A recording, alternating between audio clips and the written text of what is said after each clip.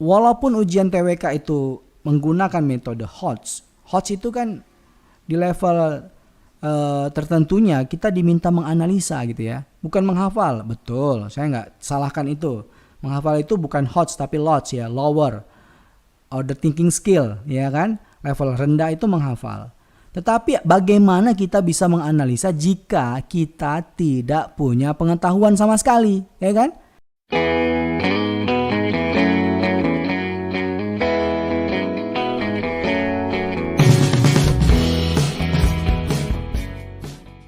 Jika teman-teman suka dengan video ini, bantu kami untuk membangun channel ini dengan cara like, share, comment, and subscribe. Dan jangan lupa aktifin juga tanda loncengnya, supaya teman-teman selalu mendapat notifikasi video terbaru dari channel ini. Soal Undang-Undang Dasar 1945 yang pertama, menurut Undang-Undang Dasar 1945 amandemen, ingat ya, amandemen 1, 2, 3, 4 ya, tahun 1999 sampai 2002. Pemerintah daerah provinsi, daerah kabupaten, dan kota memiliki DPRD, Dewan Perwakilan Rakyat Daerah, yang anggota-anggotanya dipilih melalui apa? Gampang ya? Iya, betul, jawabannya A, melalui pemilu, pemilihan umum ya. Pemilihan umum, dipilih melalui pemilu. Jadi di pemilu itu selain kita milih anggota DPR pusat, kita juga pilih anggota DPRD ya, yang di tingkat 1 atau provinsi, kemudian kabupaten, kota. Jadi DPR itu, Dewan Perwakilan Rakyat itu ada 3 jenisnya, di pusat ya kan, di provinsi, dan di kota. Itu berlaku untuk seluruh seluruh provinsi yang ada di Indonesia kecuali DKI Jakarta. DKI Jakarta nggak punya yang namanya DPRD kota, karena kota di DKI Jakarta merupakan lembaga birokrasi ya, lembaga yang dipimpin oleh pejabat birokrat yang dipilih oleh gubernur DKI.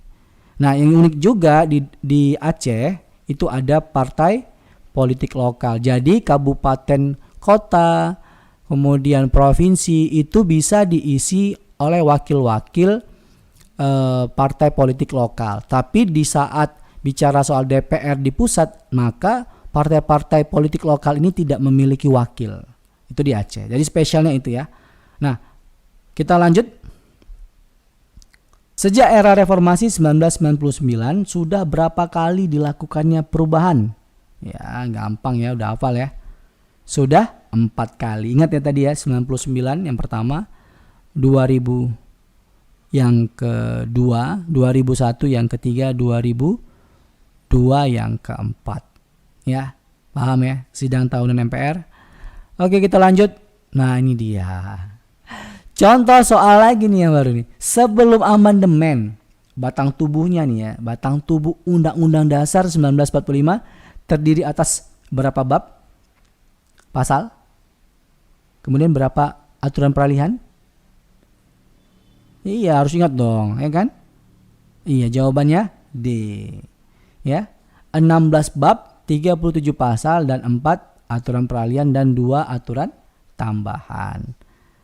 Kalau setelah amandemen, iya, baca lagi atau rewind, tarik lagi ke video awal. Itu udah jelasin tadi ya.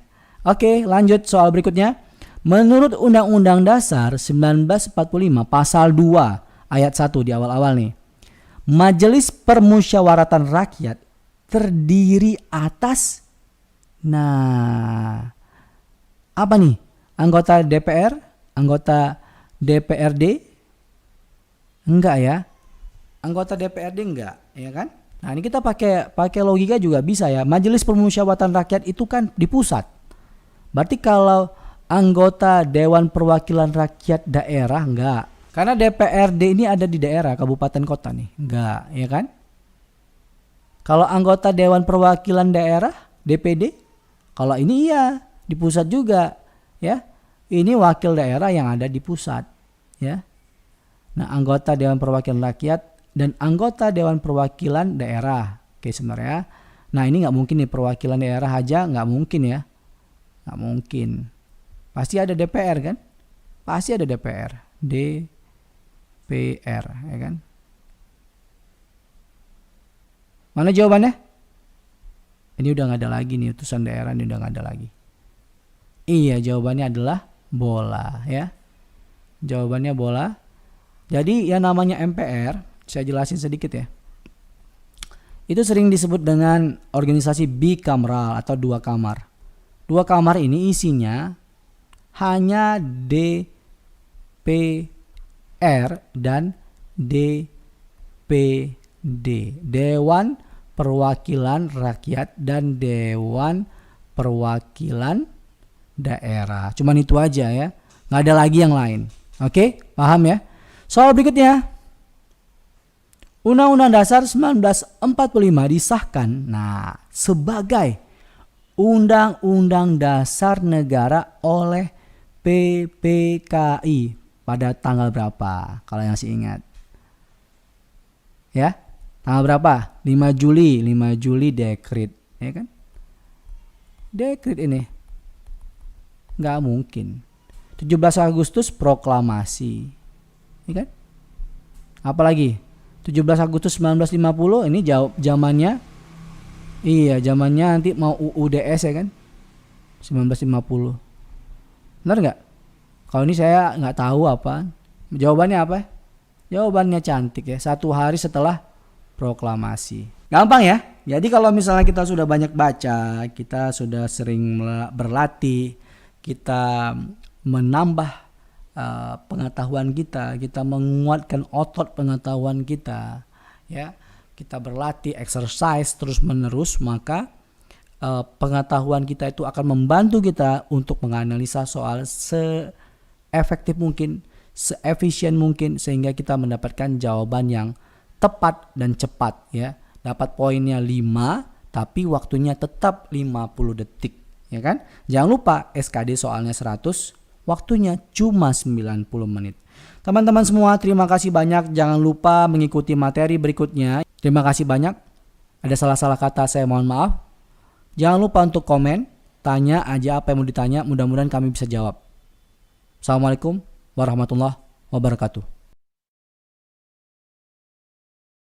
Jangan lupa tonton video kami yang lain ya.